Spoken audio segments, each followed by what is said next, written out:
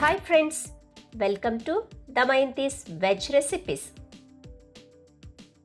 ಹರಿವೆ ಸೊಪ್ಪನ್ನು ಬಳಸಿ ಒಂದು ಒಳ್ಳೆ ಸೊಪ್ಪಿನ ಸಾರನ್ನು ಮಾಡಿ ತೋರಿಸ್ಕೊಡ್ತಾ ಇದ್ದೀನಿ. ಗಟ್ಟಿಯಾಗಿರ್ತಕ್ಕಂತಹ ಸೊಪ್ಪು ಬೆರೆಸಿರ್ತಕ್ಕಂತಹ ಸಾರು ಅದ್ಭುತವಾದ ಕಾಂಬಿನೇಷನ್. ಬಿಸಿ ಅನ್ನ ಪಕ್ಕದಲ್ಲೇ ಉಪ್ಪಿನಕಾಯಿ, ತುಪ್ಪ, ಸೊಪ್ಪಿನ ರಸ ಹಾಕ್ಕೊಂಡು ತಿಂತಾ ಇದ್ದರೆ ಆಹಾ ಒಳ್ಳೆ ಟೇಸ್ಟ್.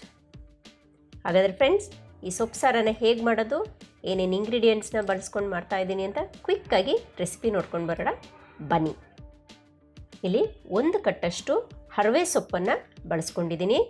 ಸಣ್ಣ ಎಲೆ ಇರ್ತಕ್ಕಂತಹ ಹರಿವೆ ಸೊಪ್ಪು ಇದನ್ನು ಕ್ಲೀನಾಗಿ ಸೋಸ್ಕೊಂಡು ನಂತರ ಇಲ್ಲಿ ನಾನು ಕಟ್ ಮಾಡ್ಕೊಂಡಿಲ್ಲ, ಇದನ್ನ ಎಳ್ಸಾಗಿರ್ತಕ್ಕಂತಹ ಎಲೆಗಳನ್ನೆಲ್ಲ ಕೈಯಲ್ಲೇ ಹಾಗೆ ಚಿವುಟ್ಕೊಂಡಿದ್ದೀನಿ.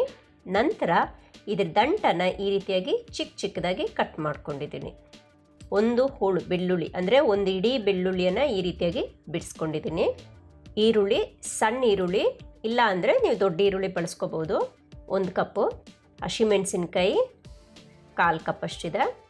ಕರಿಬೇವಿನ ಎಲೆ ಸ್ವಲ್ಪ, ಟೊಮೆಟೊ ಹಣ್ಣು 2 ಮೀಡಿಯಮ್, ಜೀರಿಗೆ, ಧನಿಯಾ ಕಾಳು 1/4 ಟೀ ಸ್ಪೂನ್, ಸಾಸಿವೆ 1 ಟೀ ಸ್ಪೂನ್, ಎಣ್ಣೆ ಅಡುಗೆಗೆ 1 ಟೇಬಲ್ ಸ್ಪೂನ್, ಉಪ್ಪು ರುಚಿಗೆ, ಅರಿಶಿನ ಪುಡಿ 1/4 ಟೀ ಸ್ಪೂನ್, ಹುಣಸೆ ಹಣ್ಣಿನ ರಸ 1 ಟೀ ಸ್ಪೂನ್, ಬೇಯಿಸ್ಕೊಂಡಿರುವ ತೊಗರಿಬೇಳೆ 1 ಕಪ್ ಅಷ್ಟಿದೆ. ಮೊದಲು ನಾವು ತೊಗರಿಬೇಳೆ ಬೇಯಕ್ಕೆ ಮುಂಚೆ ಈ ರೀತಿಯಾಗಿ ಒಂದು ಸತಿ ವಾಶ್ ಮಾಡಿಕೊಂಡು ನಂತರ ಇದನ್ನು 1/4 ಗಂಟೆವರೆಗೆ ನೆನೆಯೋಕ್ಕಿಟ್ರೆ ಬೇಗನೆ ತೊಗರಿಬೇಳೆ ಬೇಯುತ್ತೆ. ನೋಡಿ, ಈ ರೀತಿಯಾಗಿ ಒಂದು ಸತಿ ವಾಶ್ ಮಾಡಿ ಮತ್ತೆ ಇದಕ್ಕೆ ಚೆನ್ನಾಗಿರುವ ನೀರನ್ನು ಹಾಕಿ ನೆನೆಯೋಕ್ಕೆ 1/4 ಗಂಟೆ ಇಟ್ಟರೆ ಸಾಕು.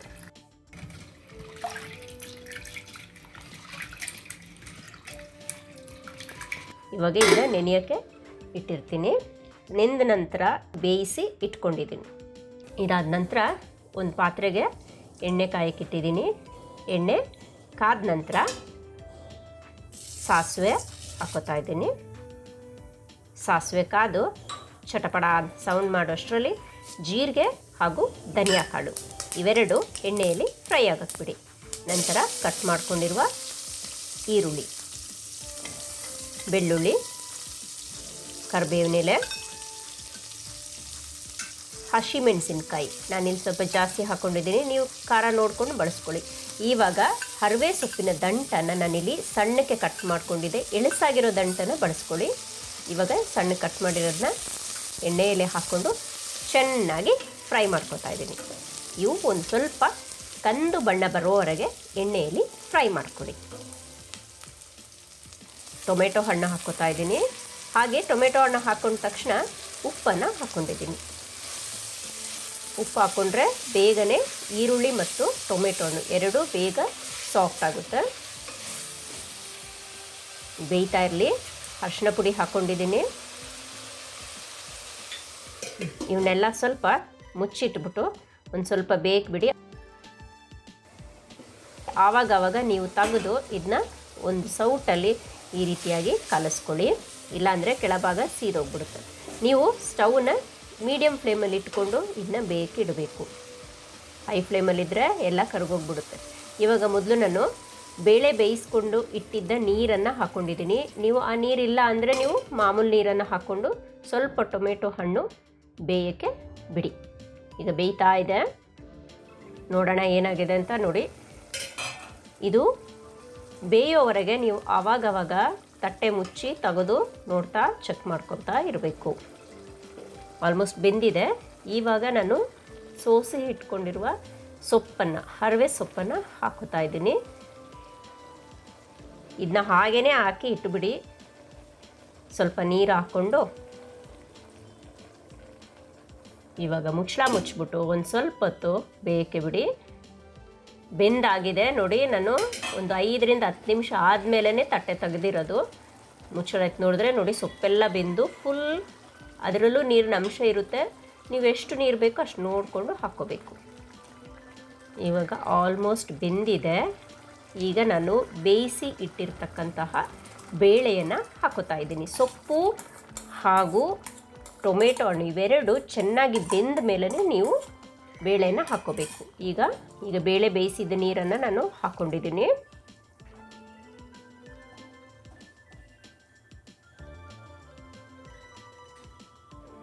ಹಾಗೆ ಉಪ್ಪು ರುಚಿ ನೋಡಿಕೊಂಡು ಬಳಸ್ಕೊಳ್ಳಿ. ಸ್ವಲ್ಪ ಹುಣಸೆ ಹಣ್ಣಿನ ರಸನ ಹಾಕೋತಾ ಇದ್ದೀನಿ. ಟೊಮೆಟೊ ಹಾಕಿರೋದ್ರಿಂದ 1 ಟೀ ಸ್ಪೂನಷ್ಟು ಹುಣಸೆ ಹಣ್ಣಿನ ರಸ ಹಾಕ್ಕೊಂಡ್ರೆ ಸಾಕು. ಇವಾಗ ಮುಚ್ಚಿಬಿಟ್ಟು ಒಂದು ಸ್ವಲ್ಪ ಹೊತ್ತು ಬೇಯಿಸಿ ಕುದಿ ಬರೋವರೆಗೆ ಬಿಡಬೇಕು. ನೋಡೋಣ, ಚೆನ್ನಾಗಿ ಕುದಿ ಬರ್ತಾ ಇದೆ.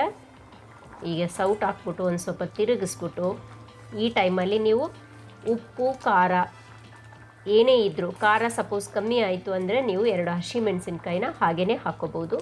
ಉಪ್ಪು ಸಾಕಾಗಿಲ್ಲ ಅಂದರೆ ಉಪ್ಪನ್ನು ಹಾಕ್ಕೊಂಡು ಚೆಕ್ ಮಾಡ್ಕೊಳ್ಳಿ, ಉಪ್ಪು ಹುಳಿ ಎಲ್ಲ. ಸೊಪ್ಪು ಸಾರಿಗೆ ಹುಳಿ ಅಂಶ ಇದ್ರೇ ಅದು ರುಚಿ.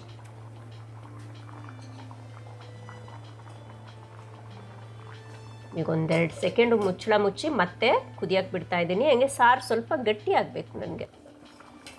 ಈಗ ಆಲ್ಮೋಸ್ಟ್ ಸೂಪರಾಗಿ ಬಂದಿದೆ ನೋಡಿ.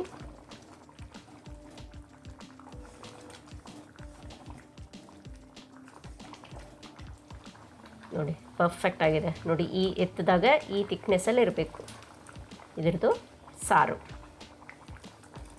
ಓಕೆ ಫ್ರೆಂಡ್ಸ್, ಈಗ ರೆಡಿ ಆಗಿದೆ.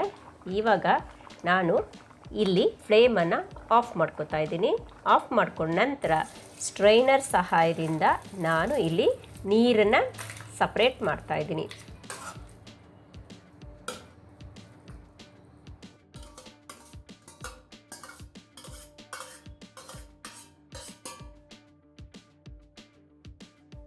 ಸೊಪ್ಪು ಬೆಂದಿರುವ ನೀರನ್ನು ಸಪ್ರೇಟ್ ಮಾಡಿಕೊಂಡು ನಂತರ ಅದೇ ಪಾತ್ರೆಗೆ ಸ್ಟ್ರೈನ್ ಮಾಡಿ ಇಟ್ಕೊಂಡಿರುವ ಸೊಪ್ಪನ್ನು ಹಾಕೋತಾ ಇದ್ದೀನಿ.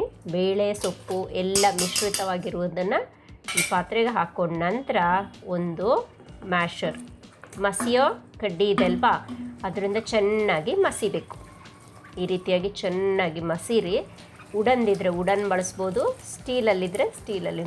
ಫೈನಾಗಿ ಸೊಪ್ಪು ಗೊತ್ತಾಗಲೇಬಾರ್ದು. ಆ ರೀತಿಯಾಗಿ ಗಟ್ಟಿ ಆಯಿತು ಅಂದರೆ ನೀವು ಸ್ವಲ್ಪನೇ ಹಾಕ್ಕೊಂಡು ಮಸಿತಾ ಬನ್ನಿ.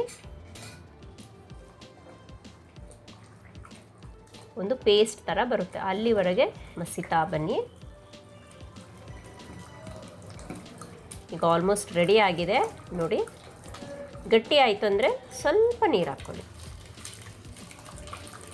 ನೋಡಿದ್ರಲ್ಲ ಫ್ರೆಂಡ್ಸ್, ಎಷ್ಟು ಸುಲಭವಾಗಿ ಹರಿವೆ ಸೊಪ್ಪಿನ ಸಾರನ್ನು ಮಾಡ್ಬೋದು ಅಂತ. ನಾನು ತೋರಿಸ್ಕೊಟ್ಟಿರೋ ಮೆಥಡಲ್ಲಿ ಖಂಡಿತವಾಗ್ಲೂ ಟ್ರೈ ಮಾಡಿ. ಒಳ್ಳೆ ಟೇಸ್ಟ್, ಎಲ್ಲರೂ ಇಷ್ಟಪಟ್ಟು ತಿಂತಾರೆ, ಅಂಥ ಟೇಸ್ಟಾಗಿರುತ್ತೆ. ವಾರಕ್ಕೆ ಒಂದು ಸತಿ ಈ ರೀತಿಯಾದ ಸೊಪ್ಪು ಸಾರನ್ನು ಮಾಡಿಕೊಂಡು ನೀವು ತಿನ್ನಿ, ಎಂಜಾಯ್ ಮಾಡಿ. ಹಾಗಾದರೆ ಈ ಸೊಪ್ಪು ಸಾರು ಹೇಗೆ ಮಾಡೋದು ಅಂತ ನೀವು ನೋಡಿಕೊಂಡು ಟ್ರೈ ಮಾಡಿ. ಹೇಗಿತ್ತು ಅಂತ ನನಗೆ ಕಮೆಂಟ್ ಮೂಲಕ ತಿಳಿಸಿ. ನನ್ನ ಈ ರೆಸಿಪಿ ನಿಮಗೆ ಇಷ್ಟ ಆಗಿದ್ದರೆ ಲೈಕ್ ಮಾಡಿ, ಶೇರ್ ಮಾಡಿ. ಮತ್ತಷ್ಟು ಈ ರೀತಿಯಾದ ಡಿಫ್ರೆಂಟ್ ರೆಸಿಪೀಸ್ಗೆ ದಮಯಂತೀಸ್ ವೆಜ್ ರೆಸಿಪೀಸ್ ಚಾನಲ್ನ ಸಬ್ಸ್ಕ್ರೈಬ್ ಮಾಡಿ. ಮತ್ತೊಂದು ಹೊಸ ವಿಡಿಯೋದೊಂದಿಗೆ ಮತ್ತೆ ಸಿಗ್ತೀನಿ. ನಮಸ್ಕಾರ. ವಿಡಿಯೋ ನೋಡಿದ್ದಕ್ಕೆ ಧನ್ಯವಾದ.